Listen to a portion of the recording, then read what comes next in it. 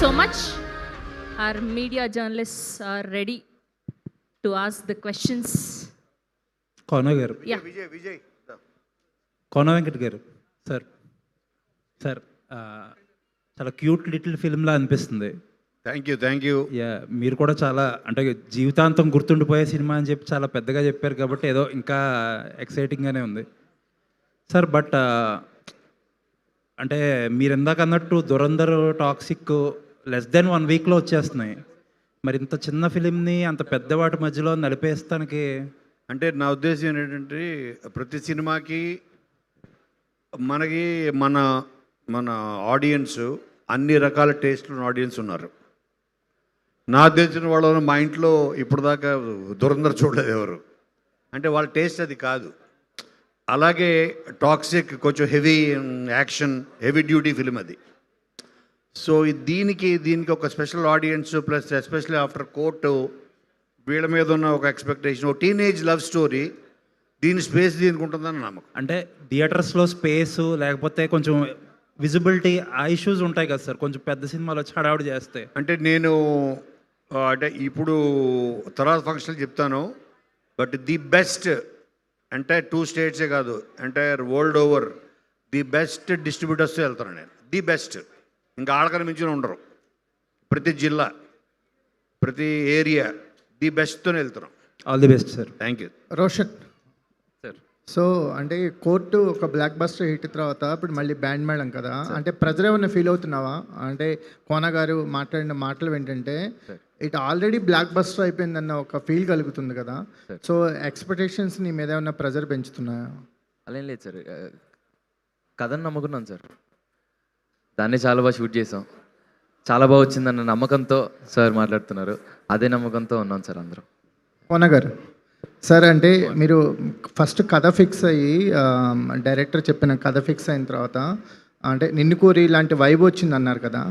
ఇప్పుడు ఆర్టిస్టులు రోషన్ అండ్ శ్రీదేవి అన్నారు, వీళ్ళు లేకపోతే సినిమా చేయనన్నారు కదా. అంటే కథలో అంత పొటెన్షియాలిటీ ఉన్నప్పుడు ఈ ఆర్టిస్టులు వీళ్ళైతే తప్ప సినిమా చేయనంటానికి అంటే అంత 1 సినిమా అప్పుడప్పుడే గ్రో అవుతున్న ఆర్టిస్టులు కదా, వాళ్ళకి అంత మాట ఎలా అనగలిగారు?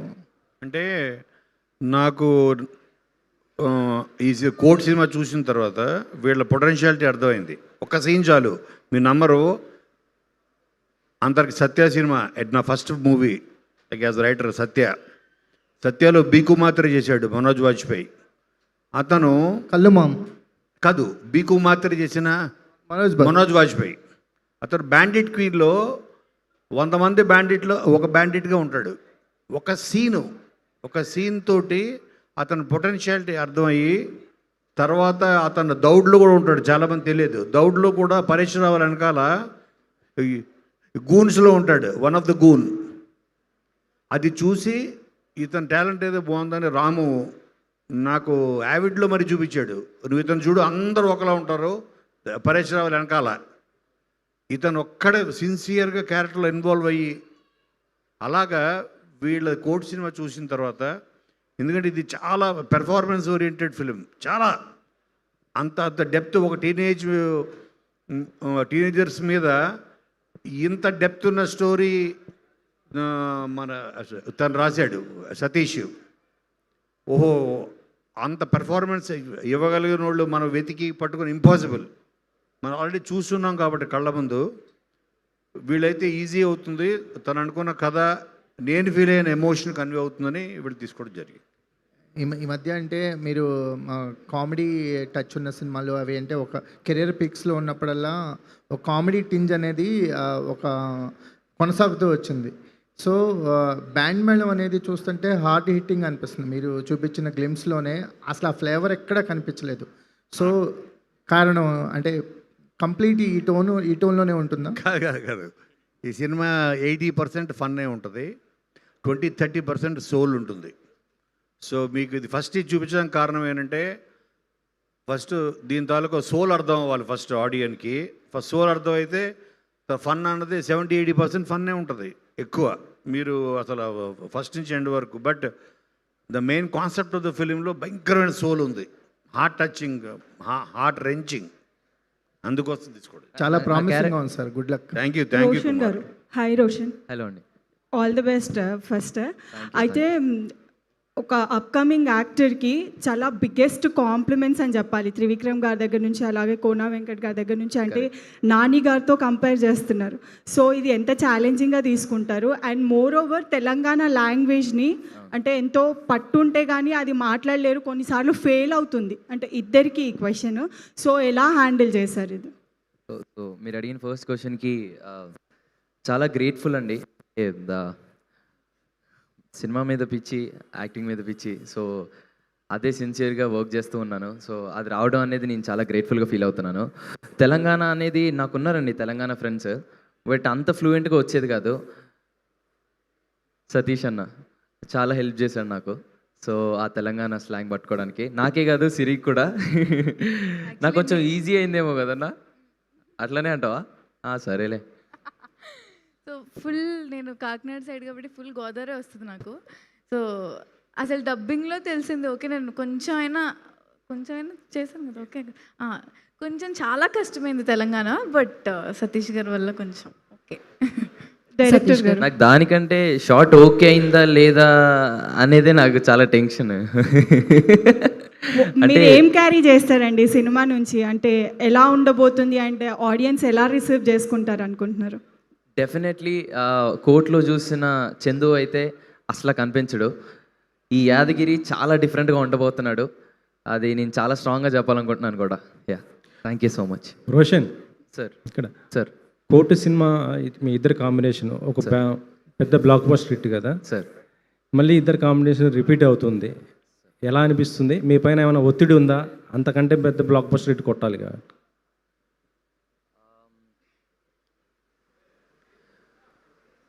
బేసిక్గా మంచి కథ కోసం వెయిట్ చేసాం సార్. అంటే ఖచ్చితంగా మళ్ళొకసారి అందరూ ఆడియన్స్ కోరుకున్నట్లే ఇంకో కథ ఎలాగో చేయాలనుకున్నాం సార్. బట్ అంత త్వరగా కోనా సార్ మా దగ్గరికి వస్తుందని మేము ఎక్స్పెక్ట్ చేయలేదు. అండ్ మీ అంత ప్రేమించాం కాబట్టి ఆ కథని వి సైడ్ ఇమీడియట్లీ ఓకే.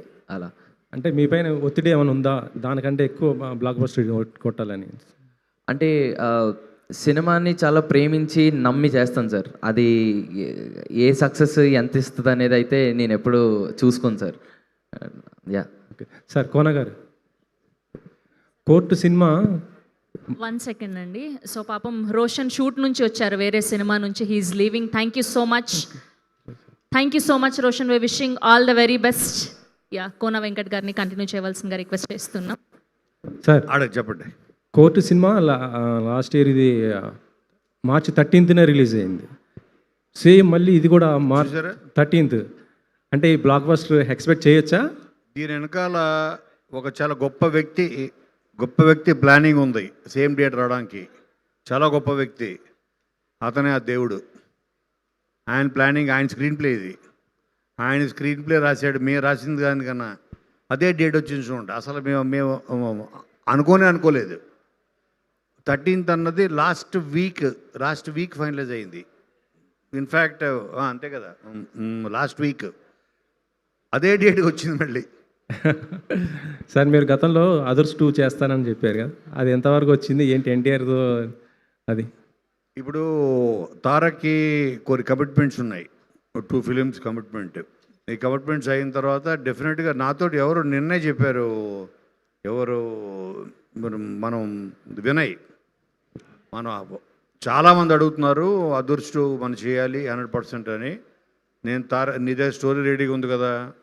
ఉంది, రెడీగా అన్నాడు. ఫస్ట్ 1/2 hour స్టోరీ ఉంది రెడీగా అని. అంటే మనం అవ్వగానే చెప్తాం, 2 కమిట్మెంట్స్ ఉన్నాయి, అవ్వగానే చెప్దాం అన్నాడు.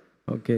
ప్రొడ్యూసర్గా సక్సెస్ అయ్యారు, ఇటు రైటర్గా సక్సెస్ అయ్యారు, ఆర్టిస్ట్గా ఏమన్నా మళ్ళీ మెరుస్తారా? ప్రొడ్యూసర్గా రైటర్గా రెండిట్లో సక్సెస్ అవ్వాలంటే ఆర్టిస్ట్ ఉండాలి లోపల. ఆర్టిస్ట్ ఉన్నాడు కాబట్టి సక్సెస్ అయ్యా. ఆ ఆర్టిస్ట్ని ఎప్పుడు స్క్రీన్ మీద చూస్తాం అనుకుంటాను. అది పెద్ద గోల్గా ఏం పెట్టుకోలేదు, బట్ ఇట్స్ ఓకే. ఓకే, వచ్చే అవకాశం చేస్తాం. Thank you. సతీష్ గారు ఇక్కడ. సో వాళ్ళిద్దరి కాంబినేషన్ ఆల్రెడీ కోర్టులో చూసాము, ఎంత సెటిల్డ్గా పర్ఫామ్ చేస్తారనేది అందరికీ వాళ్ళు ప్రూవ్డ్ అనమాట. సో ఇది కూడా ఒక లవ్ స్టోరీ లాగా తీసుకురాబోతున్నారు. సో ఆ క్యారెక్టర్స్ని మర్చిపోయే విధంగా ఈ క్యారెక్టర్స్ ఉంటాయా అంటే మీరు ఏం చెప్తారు? సినిమా ఫస్ట్ రీల్ అయిపోయేలోపు వాళ్ళిద్దరు మర్చిపోతారండి. ఖచ్చితంగా కంప్లీట్ డిఫరెంట్ ఉంటుంది ఆ క్యారెక్టర్స్కి ఈ క్యారెక్టర్స్కి. Thank you. శ్రీదేవి కోర్టులో భయంగా కోర్ట్ అయిపోయిన తర్వాత ప్రమోషన్స్లో కూడా భయంగా కనిపించావు. ఆ భయం అనేది పోయింది అనిపిస్తుంది ఇప్పుడు నేను చూస్తుంటే. సో ఈ క్యారెక్టర్ రాజమ్మ క్యారెక్టర్తో నీ ఎక్స్పీరియన్స్ ఏంటి? రాజమ్మ చాలా చాలా డిఫరెంట్ అండి. అంటే చాలా సర్ప్రైజ్ చేస్తుంది, మీరే ఆశ్చర్యపోతారు. అంత నమ్మకం ఉంది నాకు రాజమ్మ క్యారెక్టర్ మీద. సో ఫస్ట్ నేను ఎస్ చెప్పింది రాజమ్మ క్యారెక్టర్ అంత ఇంపాక్ట్ ఉందని. So it will definitely surprise you, I'm sure. All the very best. Thank you so much. Sridevi congrats, చాలా బాగుంది. అండ్ అంటే ఎక్కువగా సోషల్ మీడియాలో మీరు యాక్టివ్గా ఉంటారు. ఏ ట్రెండ్ టాపిక్ వచ్చినా ఫస్ట్ రీల్ మీ దగ్గర నుండి వస్తుంది. 10 మిలియన్ కొడుతున్నారు. అండ్ అంటే ఇప్పుడున్న మూవీస్కి ప్రమోషన్ అనేది ఎంత ఇంపార్టెంటో తెలుసు. అండ్ ఇందాకే ఒకరు చెప్పారు చాలా బిజీ షెడ్యూల్లో ఉన్నారన్నారు మీరు. సో మీ నుండి కోన వెంకట్ గారికి ఎంతవరకు సపోర్ట్ ఉంటుంది ఈ ప్రమోషన్ విషయంలో? Thank you boss. నీ చెప్పిన క్వశ్చన్ అడిగినందుకు చాలా థ్యాంక్స్. సార్ కావాలని అడిగినట్టుంది సార్ ఇది. ప్రొడ్యూసర్ కష్టాలు సార్. ఖచ్చితంగా ఫస్ట్ నేను సైన్ చేసింది బ్యాండ్ వెల్మే. సో దాని తర్వాత నేను హైకు అన్న సినిమా చేస్తున్నాను తమిళ్లో. సో అది షూటింగ్లో ఉంది. సో వన్ డే కోసం ఇంకో సినిమా అది కేజీఆర్, అది ఒక 2 days ఉంది. ప్రమోషన్లో యాక్టివ్గా ఉంటారా ఉండరా? అఫ్ కోర్స్ అండి, నేను ప్రమోషన్స్లో ఖచ్చితంగా యాక్టివ్గా ఉంటాను. అంకుల్ కోసం, బ్యాండ్ మేళం కోసం, రాజమ్మ కోసం. Congrats. సతీష్ గారు ఇక్కడండి స్ట్రైట్. హాయ్ అండి. గ్లిమ్స్ చాలా బాగుంది. అండ్ వీళ్ళిద్దరు ఎలాగో ట్రెండింగ్ పేర్ కాబట్టి ఆటోమేటిక్గా వెళ్ళిపోతుంది. కానీ ఇప్పుడు ఈ జెన్జీ కిడ్కి దీస్ కైండ్ ఆఫ్ స్టోరీస్ చూపించాలని అంటే వాళ్ళు బాగా ముదురులైపోయారని చెప్పాలి. ఈ కైండ్ ఆఫ్ లవ్ స్టోరీస్ చూపించాలని. బట్ ఎమోషనల్ ఫస్ట్ అంతా బాగుంటుంది, జోవియల్గా ఉంటుంది, ఎండ్ వచ్చేసరికి ఎమోషనల్ ఉంటుంది అని అంటున్నారు కదా. సో ఇలాంటి కథ రాయడానికి ఏదైనా సిచ్యువేషన్ ఇన్స్పైర్ చేసిందా మీకు, లేకపోతే ఏంటి? సిచ్యువేషన్ ఏమి ఇన్స్పైర్ చేయలేదు, కానీ కొన్ని రియల్ లైఫ్ స్టోరీస్ నుంచి కొంచెం తీసుకున్నాను. కానీ సినిమా కంప్లీట్గా ఇన్స్పిరేషన్ ఏం లేదండి, కొన్ని రియల్ లైఫ్ ఇన్సిడెంట్స్ చూసి రాసేసాను. Kona Venkat sir. Thank you. Kona Venkat sir, love stories అన్నాక కొన్ని క్లాసిక్ మూవీస్ ఉంటాయి మన ఇండస్ట్రీస్లో. సో ఇప్పుడు ఈ బ్యాండ్ బ్యాలంతో వీళ్ళిద్దరూ ఆ బ్రేక్ డౌన్ చేస్తారు ఆ స్టీరియోటిపికల్ స్టోరీస్ని. కాదు అంటే లవ్ స్టోరీస్కి ఎప్పటికీ ఒక పర్మనెంట్ ఆడియన్స్ ఉన్నారు. ఓకే, వరల్డ్ ఓవర్ ఇక్కడే కాదు, ఇది డెఫినెట్గా ఒక డిఫరెంట్. ప్రతి లవ్ స్టోరీలో ఏదో ఒక కొత్తతో ఉండాలి. కాన్ఫ్లిక్ట్ అవ్వచ్చు, ఒక క్యారెక్టరైజేషన్ వల్ల అవ్వచ్చు, ఒక కొత్తదనం వస్తుంది ఆ కథకి. ఒక అబ్బాయి అమ్మాయి ప్రేమించడం, అమ్మాయి అబ్బాయి ప్రేమించడం అన్నది అన్ని స్టోరీస్లో ఉండే కామన్గా ఉండే ఒక ఇది క్వాలిటీ. బట్ అది డిఫరెంట్ ఎప్పుడవుతుందంటే దాంట్లో ఉన్న కాన్ఫ్లిక్ట్ కొత్తగా ఉండి వాళ్ళ క్యారెక్టరైజేషన్స్ కొత్తగా కూడా ఉంటుంది. అటువంటి ఉంటేనే నేను చేస్తా, అది చేయాలని ఫిక్స్. డిఫరెంట్ లేకపోతే ఏ కథ అవుట్ ఆఫ్ 100 ఫిలిమ్స్ మ్యాక్సిమం ఇయర్లో 10 బిలో 10 ఫిలిమ్స్ ఆడుతున్నాయి. ఆ 10 అంటే మనం ఆ 10లో ఉండాలి. ఇన్ఫ్యాక్ట్ 5 ఫిలిమ్స్ టాప్ ఉంటాయి. ఆ 5లో ఉండాలంటే మన జడ్జిమెంట్ ఆ స్కేల్లో ఉండాలి. సో అలా ఉన్న ఆ స్క్రిప్టే band madam. Sridevi, so Court మూవీతో చాలామంది ఆడియన్స్ పర్సనల్ కనెక్ట్ చేసుకున్నారు మీ స్టోరీస్ని, మూవీ మీ పేరుని. ఇప్పుడు ఈ క్యారెక్టర్ ఎంతవరకు ఇన్వాల్వ్ చేసుకున్నారు మీరు పర్సనల్గా క్యారెక్టర్? పర్సనల్గా ఫస్ట్లీ సతీష్ గారు చెప్పినప్పుడే చాలా ఇన్వాల్వ్ అయ్యేలాగే చెప్పారు. సో రాజమ్మ క్యారెక్టర్ అనేది చాలా చాలా చాలా పర్సనల్గా చాలా నచ్చింది నాకు. అండ్ చాలా మంచిగా వెళ్తుంది ఖచ్చితంగా. జాబ్లీని ఎంతైతే మంచిగా జనాలు తీసుకున్నారో అంతకంటే మంచిగా రాజమ్మ వెళ్తుంది. So I'm sure. Thank you so much. Kona sir ఇక్కడ సో కంటెంట్ చాలా బాగా అనిపిస్తుంది, చాలా ఇంట్రెస్టింగ్ అనిపించింది. సో మీరు మీ కెరియర్లో చాలా సినిమాలు చేసి ఉన్నారు అండ్ పర్టికులర్గా ఒక టాప్ లిస్ట్లో ఉన్న డైరెక్టర్స్ అండ్ చాలామంది యాక్టర్స్తో వర్క్ చేసి ఉన్నారు అండ్ యంగ్ టీమ్తో కూడా వర్క్ చేస్తున్నారు. సో మీ కెరియర్లో ఈ సినిమా మీ ఫిల్మోగ్రఫీలో అట్ వాట్ ప్లేస్ ఉంటుందంటే ఏ ప్లేస్లో ఉంటుంది? నేను చెప్పే కదా, డెఫినెట్గా టాప్ 5లో ఉంటుంది. నేను ఎప్పటికి 60 ఫిలిమ్స్ చేశా. 60 films as writer, not as producer. Okay, 60 ఫిలిమ్స్లో ఇది టాప్ 5లో ఉంటుంది. ఓకే. అంటే ఒక ఢీ అవ్వచ్చు, ఒక రెడీ, ఒక దూకుడు, ఒక నిన్ను కోరి, అదుర్స్, ఇలాగా వీటిల్లో టాప్ 5లో అదుర్స్ ఉంటుంది గ్యారంటీగా. అలాగే బ్యాండ్ మేడం, నిన్ను కోరి, ఆ మిగతా తర్వాత చెప్తా ఆలోచించుకొని. Sir all the best sir. Thank you. Director గారు థ్యాంక్ యూ. సో అంటే మీ కంటెంట్ అంతా చాలా ఫ్రెష్గా అనిపించింది. ఒక టీనేజర్స్ లవ్ స్టోరీ అని చెప్పేసి ఆల్రెడీ సార్ చెప్పున్నారు. లైక్ ఇక అంటే వీళ్ళిద్దరూ కాకుండా మీరు ఆల్రెడీ అనుకున్నారా, లేకపోతే పోస్ట్ కోనా సార్ చెప్పిన తర్వాత వాళ్ళు కాస్టింగ్ చేశారా? Like while your writing, who is your choice? Kona sir తర్వాతే. ఫస్ట్ మీరు ఇనీషియల్గా మీరు స్క్రిప్ట్ రాసేటప్పుడు ఫస్ట్ నేను అనుకోలేదు, కానీ కోనా సార్ చేసిన తర్వాత నేను అనుకున్నాను. ఆ కథ విని తను ఫస్ట్ ప్యూర్ స్టోరీ రాసుకున్నాడు.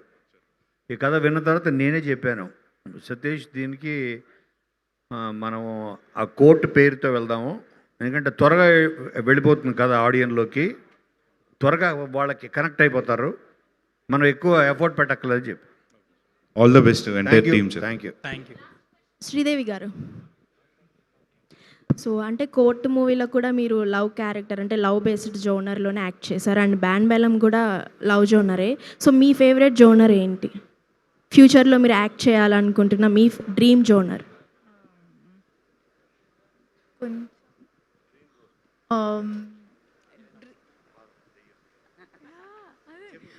నాకు హారర్ సినిమాలు అంటే చాలా ఇష్టం అండి. సో తను ఒక దెయ్యం అవ్వాలనుకుంటుంది, అది బేసిక్గా చెప్పది. తనకు దెయ్యాలంటే ఇష్టం అంట. కోన వెంకట్ గారు, సార్ మీలో రైటర్, ఇప్పుడు ప్రొడ్యూసర్ అయినా మీలో ఒక రైటర్ ఉన్నారు కాబట్టి మీలోని రైటర్ ఈ సినిమా కథలో ఎంతవరకు ఇన్వాల్వ్ అయ్యారు, ఎలాంటి చేంజెస్ మీ నుంచి జరిగాయి? అది సతీష్ చెప్పాలి. నేను డెఫినెట్గా తను చెప్పిన కథకి న్యాయం చేయడం కోసం నేను వేళ్ళు, కాళ్ళు, తల, మనసు అన్నీ పెడుతుంటా, పెట్టే కూడా, ఇక పెట్టడానికి ఏం మిగలలేదు. సో అదో డైలాగ్ విషయంలో అవ్వచ్చు, ఒక స్క్రీన్ ప్లే విషయంలో అవ్వచ్చు, స్టోరీలో అవ్వచ్చు, దాంతో ఫైట్ కన్విన్స్ చేస్తా. తనకి కత్తి పెట్టి మాత్రం నువ్వు ఒప్పుకుంటూ వస్తాను మాత్రం చేయను. ఏం సతీష్ చెప్పబోయా? అంతే సార్.